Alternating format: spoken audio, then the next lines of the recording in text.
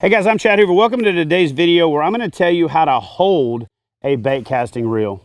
Fish on! That's a toad, brother. Golly! All right, so I know a lot of you guys just said to yourself when you saw that intro, how to hold a bait caster. Come on, man, that's pretty straightforward. And you know, we all make fun of the person with the spinning reel that they've got it upside down on the rod and they're reeling it backwards.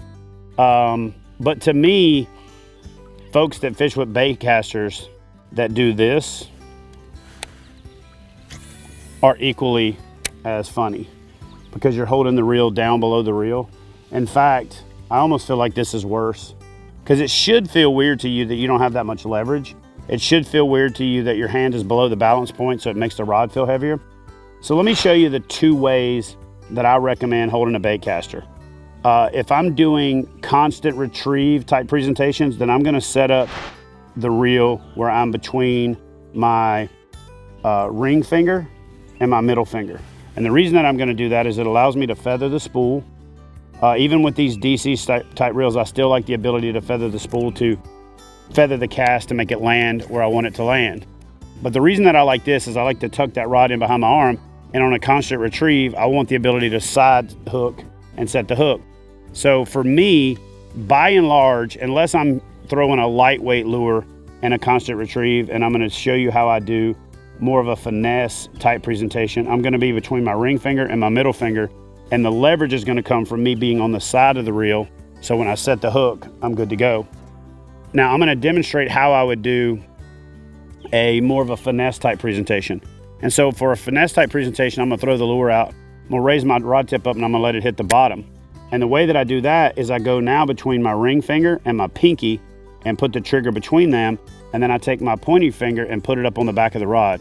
What that allows me to do is feel a lot more of the movement of the lure, taking it into cover, bumping it off of rocks and things like that. And then it allows me also to have the weight forward in my hand, and if a fish hits it, I'm able to kind of dip the rod to give it some slack to run with it before I set the hook. So if I'm fishing the Cinco, lightweight Texas rigs, weightless creature baits, things like that, then I'm gonna move from the middle finger, ring finger, up to the middle finger, pinky, and I'm gonna put my finger up behind the back of the rod. In some cases, I'll even go so far as to run the line over my finger, just like so, and that way when the fish hits it, I can feel it, and then that lets me give it a little slack so it can take the lure. I don't want it to feel me before I feel it, and then put myself in a position to set the hook. So again, two ways to hold a bait caster in my opinion is you want to go between your ring finger and your middle finger when you're making crankbaits, chatterbaits, you know, those kind of things, because you can throw out there and you're going to have the rod off to the side and you're going to have that leverage. You're going to have all the leverage you can. Now, if you have big hands like I do, you can still move forward and you can really do this cast. So if you're going to only do one, go ring finger, pinky. But I really like the ring finger pinky for finesse presentations, and then I like the ring finger middle finger for continuous retrieve, spinnerbait, buzzbait, chatterbait, crankbait, things like that. So if it's a continuous retrieve where the rod's loaded, again, middle finger, ring finger. If you're going to go with the finesse presentation, go between your middle finger and your pinky, and then get that pointy finger up the back of the reel. That also allows me to do the thing that I like to do, which is to finger reel with my middle finger. When I'm doing finesse presentations, I like to let them hit the bottom, and I like to do the reeling just like so, because I want to move the lure with my rod, not with my reel.